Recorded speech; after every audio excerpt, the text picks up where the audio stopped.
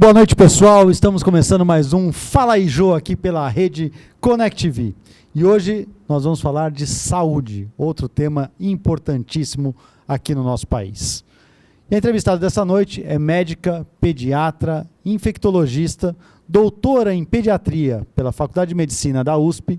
Também trabalha com programas de prevenção à AIDS e outras doenças sexualmente transmissíveis. Estou falando da doutora Daniela Vinhas Bertolini. Daniela, é um prazer imenso recebê-la aqui no Fala aí, Jô. Olá, Jô. Boa noite a todos, aos seus telespectadores. Agradeço o convite e a possibilidade de estar vindo aqui falar com vocês, né, desse tema tão relevante, que é a vacinação. E dentro do tema saúde, né, nós falaremos hoje justamente sobre vacinas, imunização, um tema importantíssimo, e hoje, com essas doenças que têm sido disseminadas, precisamos cada vez mais focar na prevenção. Daniela, há poucos dias nós tivemos, entre o dia 24 e o dia 30 de abril, a Semana Mundial de Imunização. Qual a importância da imunização para a população, em especial para as nossas crianças? Bom, a imunização ou a vacinação, ela é considerada pela Organização Mundial de Saúde como um dos 10 pontos mais importantes, né, um dos 10 maiores avanços na saúde pública e uma das mais importantes medidas dentro da saúde preventiva a nível mundial do último século. Então, as vacinas, elas são capazes de evitar doenças bastante graves, foram capazes, né, responsáveis pelo desaparecimento de doenças que já dizimaram populações aí como a gripe espanhola, a varíola, e por prevenir tanto a mortalidade quanto a gravidade ou a sequela de várias outras doenças.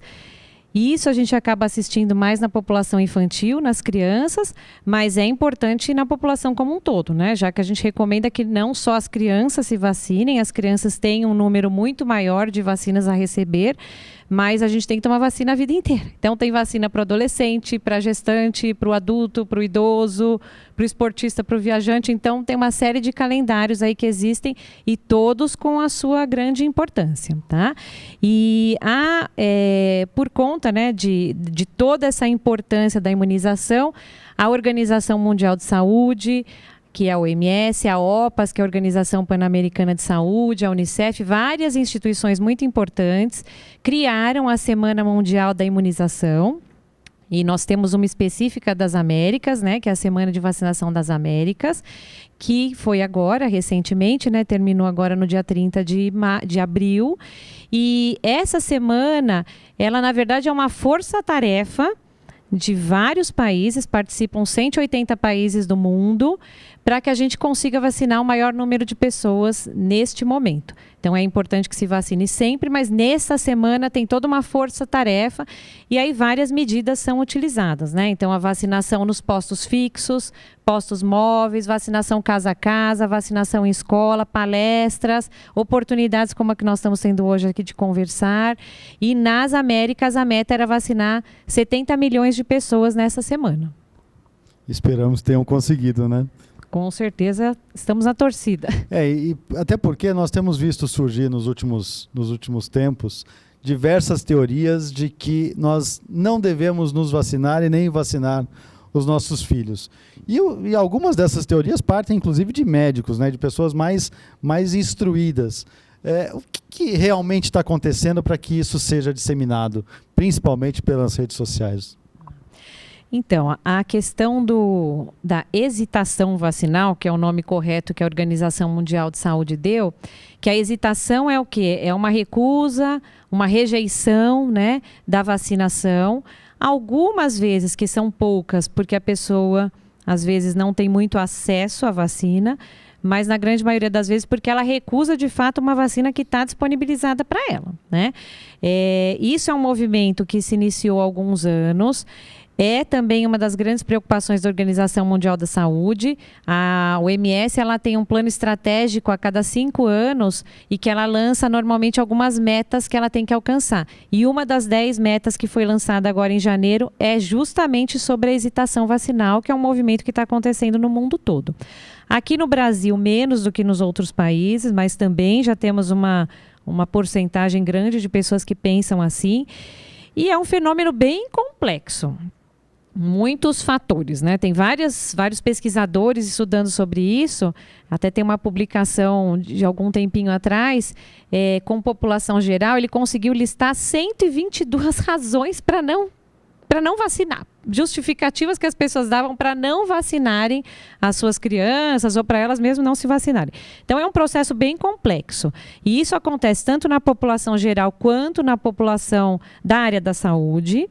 E o que os pesquisadores se dizem, né, o que aparece nas publicações, é que esse questionamento, essa indagação, ela é muito baseada na questão dos 3 Cs, da confiança. Questionamentos, então, sobre a segurança, se a vacina é eficaz, se ela não é eficaz, se ela é segura, se não é segura, se existiria uma forma alternativa de cuidar, se a pessoa teve uma experiência negativa anterior por algum efeito colateral.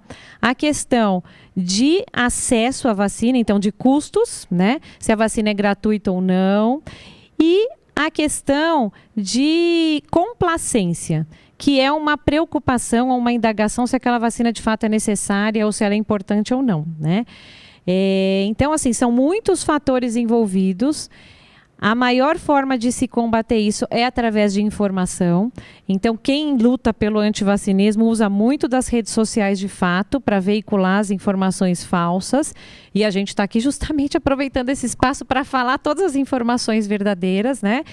E, infelizmente, até os estudos que nós temos nacionais têm mostrado que a grande maioria das pessoas com esse tipo de atitude se concentram nas pessoas mais instruídas. Infelizmente, né? Então, a gente está sempre tentando veicular com mais e mais informação dentro das escolas de medicina, dentro das sociedades científicas, justamente para combater, inclusive, esses profissionais da saúde que pensam assim. Porque, inclusive, as fake news hoje estão abalando todas as áreas, né? E vem notícias que acabam realmente atrapalhando, seja na saúde, seja na educação, seja na política. Nós tivemos muito isso no ano passado. Então, isso tem atrapalhado bastante. E me fala uma coisa, o que os conselhos regionais ou federal de medicina podem fazer? Porque muitas vezes a gente vê que são pseudo-especialistas ou até alguns médicos mesmos, que vêm com os mais diversos motivos, né, para que não se vacine. Até controle populacional, controle de natalidade, esterilização de crianças, e até uma forma de genocídio para diminuir a população. Quer dizer, são argumentos que acabam, às vezes, abalando, principalmente as pessoas um pouco menos instruídas ou aqueles que não pesquisam, né, e acreditam nessas fake news. Então, a Organização Mundial da Saúde, dentro dessa meta, né, desse plano estratégico atual, tem todo um incentivo com relação à informação e veicular informações verdadeiras e de fontes extremamente seguras. Então, a gente sempre pede para as pessoas pesquisarem fontes seguras, né? Isso é importantíssimo. Não no grupo de WhatsApp, né? Nem sempre dos amigos, não que vai ter só informação ruim, mas tem que pesquisar em lugares seguros. No Ministério da Saúde, inclusive o Ministério da Saúde tem um número de WhatsApp hoje, que é Saúde Sem Fake News, que qualquer pessoa pode escrever e vai averiguar se aquela informação é verdadeira ou não. E no Brasil, especificamente, o Ministério da Saúde entrou com uma campanha bem pesada com relação a esse movimento anti-vacinas.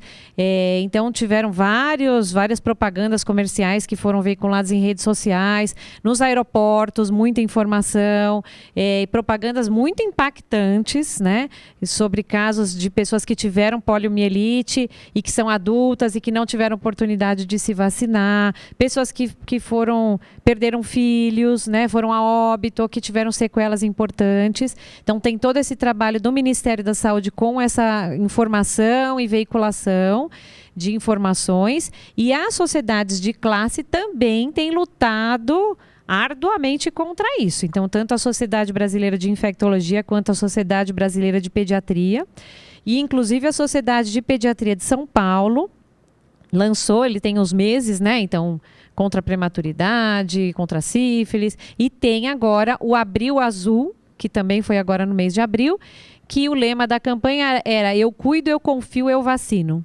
Então, eles veicularam muito essa propaganda, não só para a população, mas também para a classe médica e dos pediatras. Então, existe todo um movimento, né, sendo feito para tentar combater esse movimento anti-vacinas. Maravilha. E nessas nossas últimas campanhas de vacinação também, nós temos tido cada vez um número menor de adesões, né? E, por outro lado, nós vimos em alguns casos, como o surto de febre amarela no final de 2017, comecinho de 2018, em que a população se alertou e as filas eram imensas para se vacinar, mesmo pessoas que não estavam em zonas de risco, que não viajariam, etc. O que está acontecendo? Qual é o perigo realmente que existe? E atualmente também nós temos campanhas, né, de vacinação contra a gripe, que até está acontecendo agora nesse momento, algumas doenças voltando. Nós tivemos também essa semana a notícia de que 3 casos de sarampo foram detectados na cidade de São Paulo. Então, qual a importância dessas campanhas, dos riscos das doenças e até mesmo qual a população-alvo de cada uma dessas vacinas? Então, a importância da campanha é fundamental, né? Na verdade, a gente recomenda que todas as pessoas mantenham seus esquemas vacinais em dia, não haja atrasos, sigam os calendários, mas algumas doenças necessitam de medidas específicas. Então, por exemplo, a vacinação da gripe, que depois a gente pode até conversar um pouquinho melhor, né, sobre essa campanha que está acontecendo agora, mas a gripe é uma doença que ela é sazonal. Então, todo ano a gente tem uma época de circulação do vírus. E a vacina da gripe, ela oferece uma proteção que dura um pouco menos de um ano. E todo ano esse vírus está sofrendo mutação e se renovando. Então, essa é uma vacina que necessariamente a gente precisa de campanha, porque todo ano a gente vai ter que fazer uma prevenção específica para isso. Algumas situações não necessitavam de cobertura em território nacional, como a febre amarela. E houve, né, uma distribuição, aí a doença se espalhou por todo o território nacional e houve necessidade de uma campanha. Então, o Ministério da Saúde, ele tem todo um sistema de vigilância do que está acontecendo em termos de doença no país, e através desse sistema de vigilância que ele estuda quais são as campanhas necessárias para aquelas regiões específicas ou para o território nacional inteiro. Então, quando o governo, né, quando o Ministério da Saúde chama uma campanha e chama a população para vacinar, é fundamental que as pessoas tenham uma adesão a isso.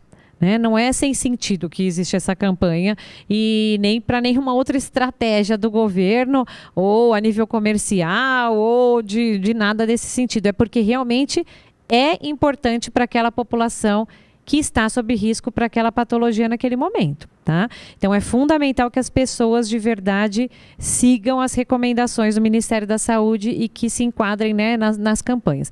E cada campanha tem uma população-alvo, dependendo do que você está querendo proteger, tá? Então, é muito importante. Maravilha. Bom, pessoal, o papo tá bom.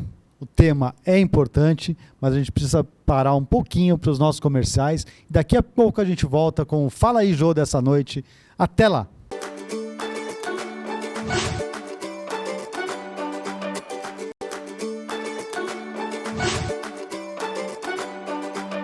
Estamos de volta com o Fala aí, Jô, desta noite.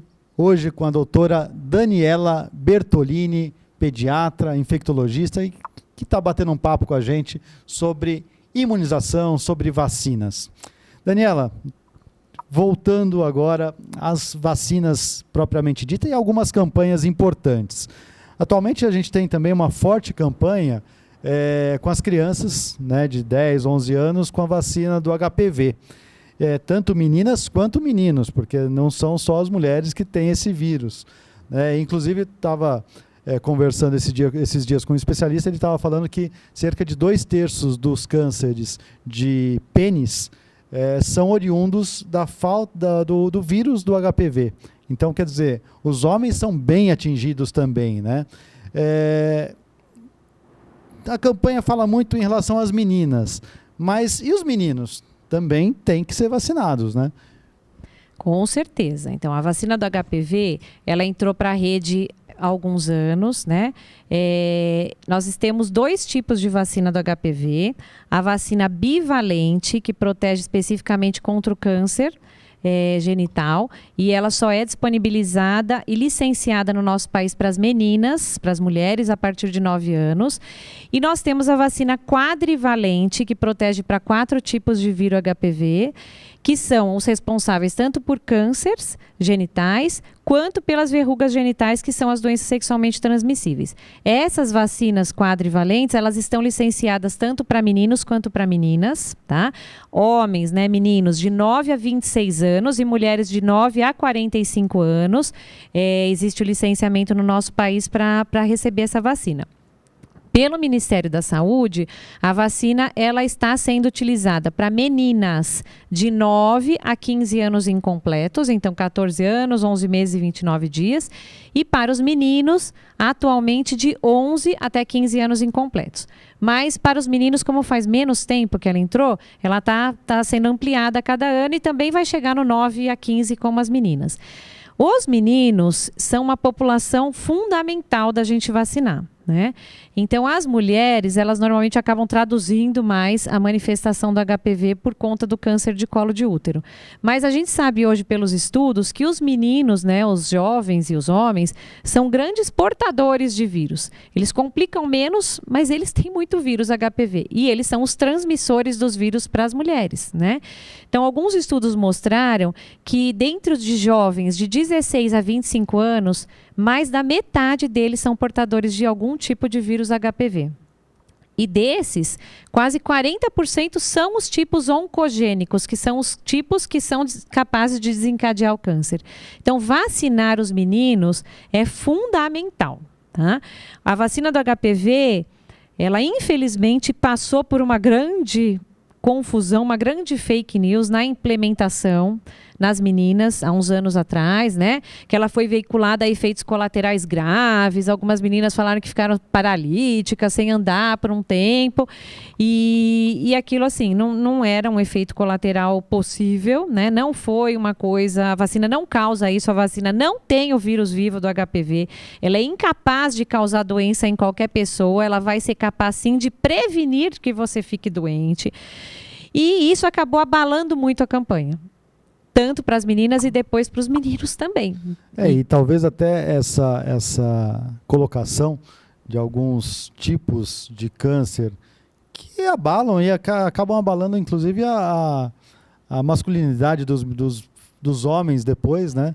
Eu estava, inclusive, esse médico que estava falando, ele comentou que no Brasil está muito grande o número, muito maior do que fora do número mundial, que é de um caso para cada 100 mil habitantes, e no Brasil, principalmente no Nordeste, cerca de 50 casos para cada 100 mil habitantes. Então, quer dizer, o número é grande, precisa se conscientizar e precisam se vacinar, né? O HPV hoje, ele é considerado uma das mais frequentes doenças sexualmente transmissíveis, né? O causador de uma das mais frequentes doenças sexualmente transmissíveis, e que no futuro, isso vai acabar virando um câncer se não for tratado, né? Tanto para as mulheres de colo de útero, como do homem de pênis, de ânus, de boca, de várias regiões, né? Outro grande questionamento que acho que é importante a gente ter oportunidade de falar, quando foi instituída essa vacina, e isso existem muitas pessoas que ainda pensam assim, muitas pessoas questionaram, mas se eu der a vacina na minha filha, eu não vou estar estimulando que ela inicie a vida sexual? Eu não vou estar dando uma liberação para que ela tenha relações sexuais porque ela está sendo vacinada? E isso também abalou a campanha, né? Isso não é verdade, tá? Na verdade, o adolescente hoje, a gente sabe que eles têm iniciado a vida sexual muito mais cedo do que antes e cada vez mais cedo, né? Você vacinando ou não, isso vai acabar acontecendo em algum momento, então é importante que realmente seja feita toda uma orientação nesse sentido, mas que também a gente proteja esses adolescentes. Muitos deles acabam se infectando com HPV na primeira relação sexual, né? Então é muito importante que a gente vacine.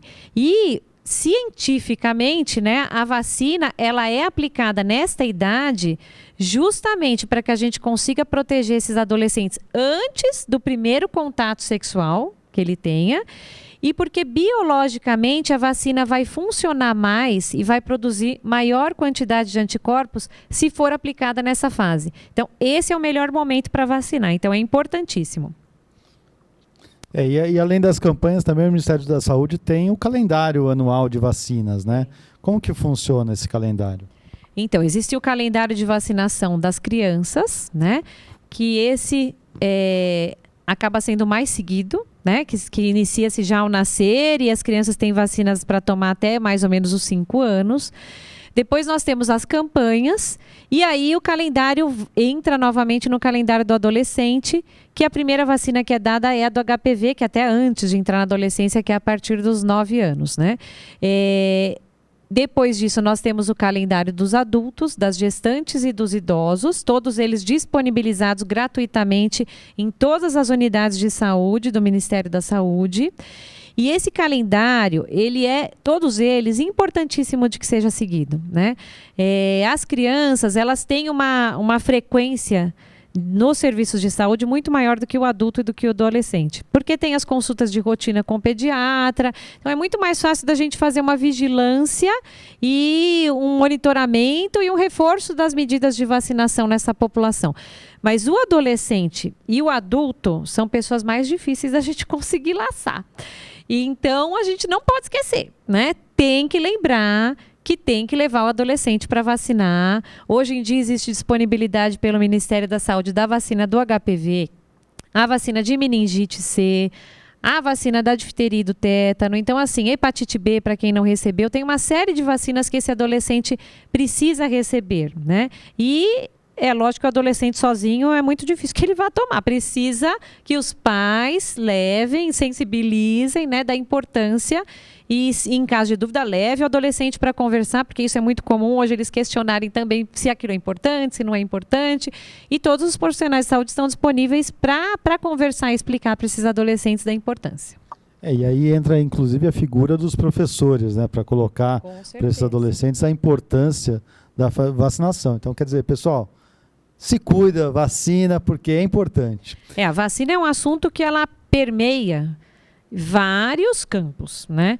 E, assim, a educação é fundamental, parceira da saúde, né? Para sensibilizar e trabalhar com as crianças, que com certeza também vão levar para os seus pais, e isso se dissemina aí pelas famílias. E muitas vezes até a própria criança leva para os pais a orientação para que eles também se vacinem, né? Como acontece no trânsito, quando a criança lá cobra o pai sobre a velocidade, sobre não fazer coisa errada. Vai parar na faixa, na porta da escola, isso e com a vacina acontece também. Exatamente. Daniela, bom, muitas pessoas também comentam sobre aonde dar vacina. Nos postos de saúde públicos, em clínicas privadas. Existe alguma diferença entre as vacinas de um local do público ou do privado?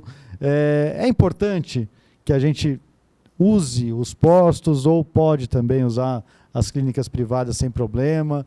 É uma estratégia de venda falar que a da clínica privada é melhor ou pior? Qual o objetivo de tudo isso? Então, isso é uma pergunta importantíssima, é dúvida de muitas pessoas, né? O nosso Programa Nacional de Imunização do Ministério da Saúde é um programa de excelência mundial.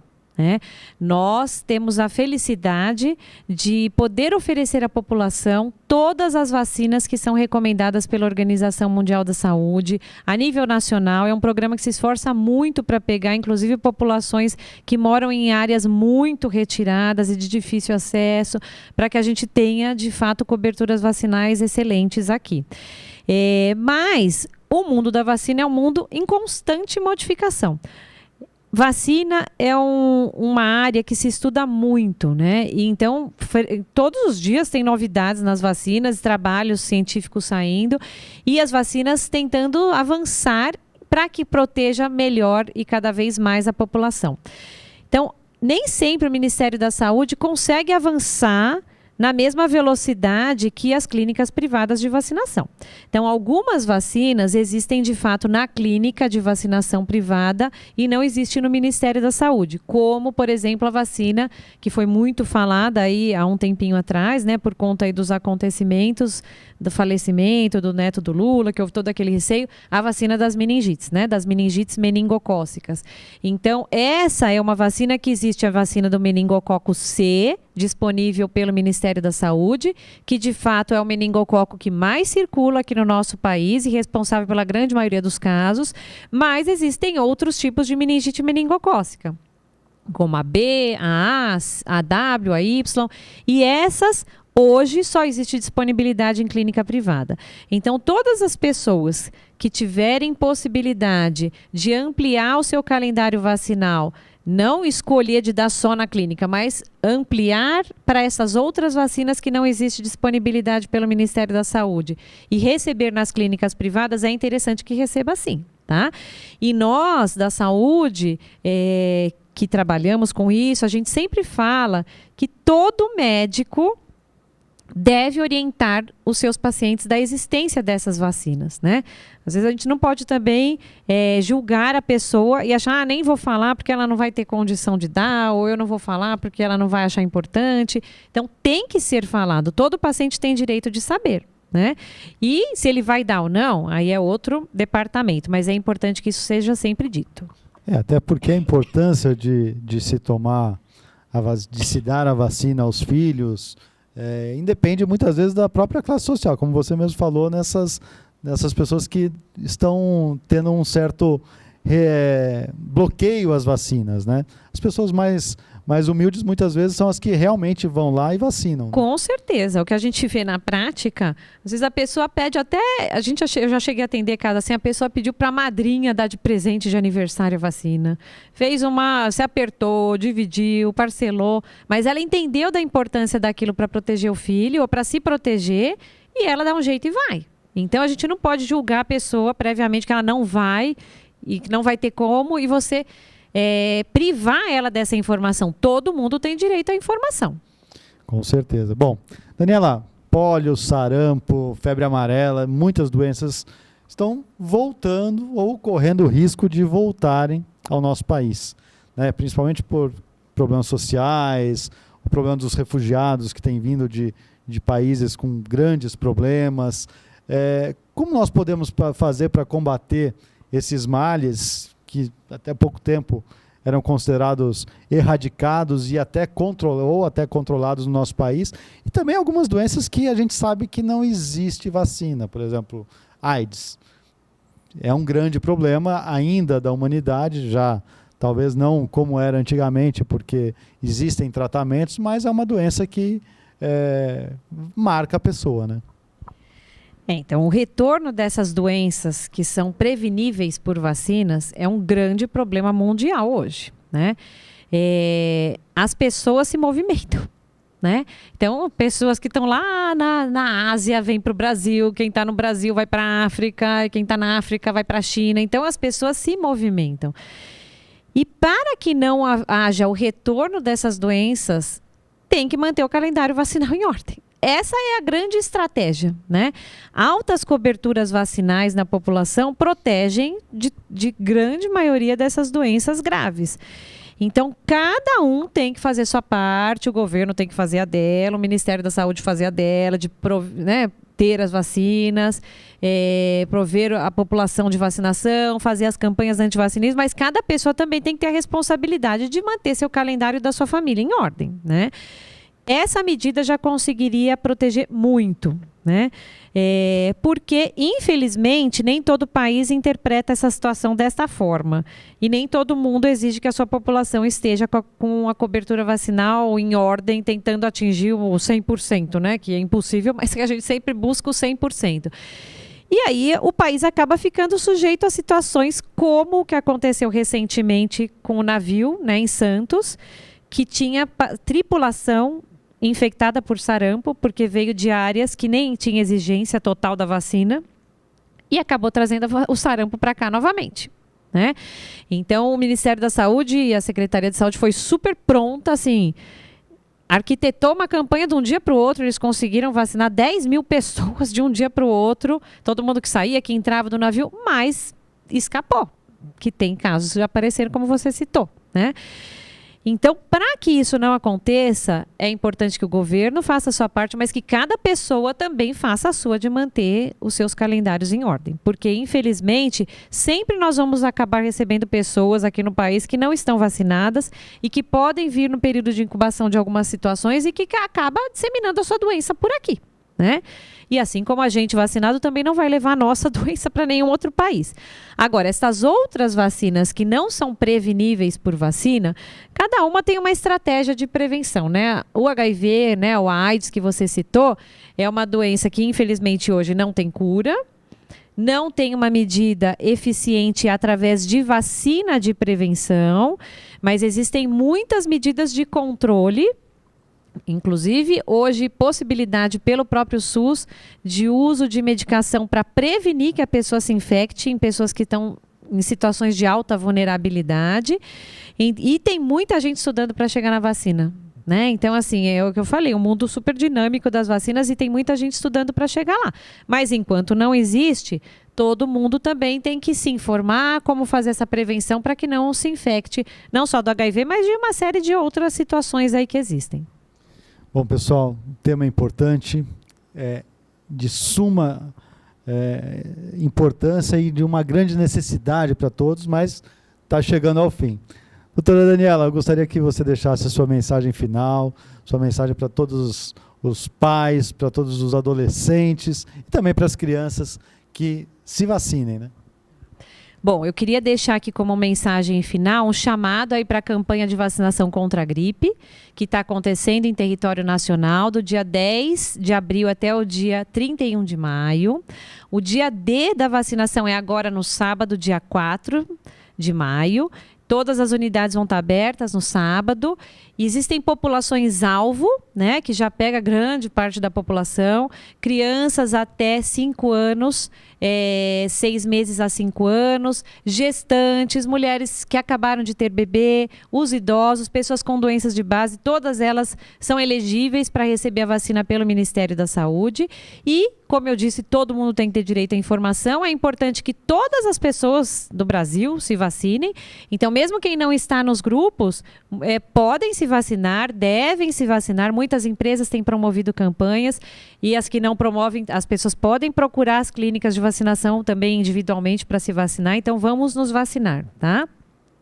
É importante que essa conversa seja feita, né? E que tenha esse tema dentro das famílias de vacinação, entre as crianças ou adolescentes.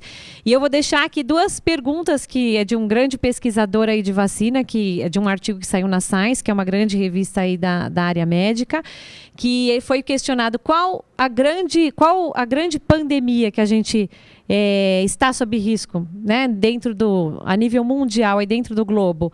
E ele respondeu que a grande pandemia é a desinformação viral, né? Então, assim, desinformação é o grande mal hoje e dentro de muitas áreas e dentro da vacina, o maior deles, né? Temos que combater essas fake news. E qual é a vacina mais perigosa de ser aplicada? Qual que oferece maior risco? E ele respondeu, a vacina não aplicada. Então, é justamente isso, assim, nenhuma vacina é aplicada na população e tem risco. Tudo isso é fruto de estudo de anos e anos, e são produtos extremamente seguros, que trazem só benefício e nenhum malefício para as pessoas. Então, todo mundo, vamos nos vacinar. Obrigada, viu, Jô? Obrigada pela oportunidade. Falo aqui em nome da classe médica mesmo, para a gente ter tido essa abertura para discutir o tema. Maravilha. Daniela, agradeço imensamente, creio que foi muito importante, né, falar sobre esse tema e conscientizar a toda a população que é preciso se vacinar. Bom, pessoal, eu entrevistei hoje a médica pediatra infectologista, a doutora Daniela Vinhas Bertolini, a quem agradeço mais uma vez a presença aqui no nosso programa. E na próxima quinta-feira a gente volta com mais um Fala aí, Jô, aqui pela Connect TV. Até lá, uma boa noite a todos.